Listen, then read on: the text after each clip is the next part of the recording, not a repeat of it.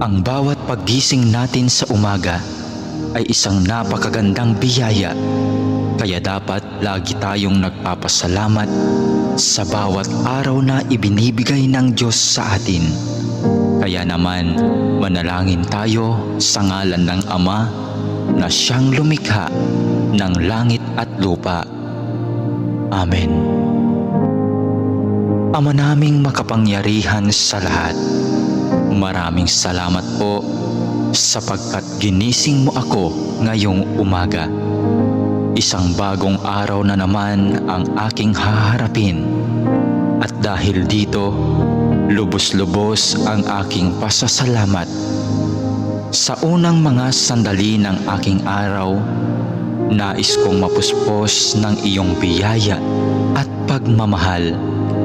Kaya narito ako upang makapiling ka sa panalangin. Bantayan mo ako at gawing ligtas sa buong maghapong ito. Ilayo mo ako at ang aking pamilya sa anumang masama.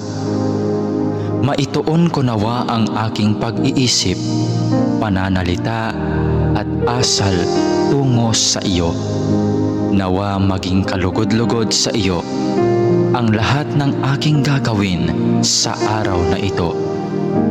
Panginoon ko at Diyos ko, naniniwala at nananalig ako na naririto ka at kapiling ko sa mga sandaling ito, na nakikita mo ako at iyong naririnig ang aking mga daing, mga kahilingan at mga panalangin.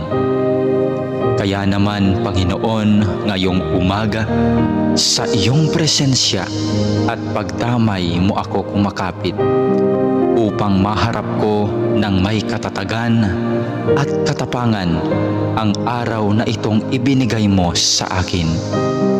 Mapagmahal na Panginoong Diyos, na nalaman kong mahal mo ako at binabantayan mo ako palagi.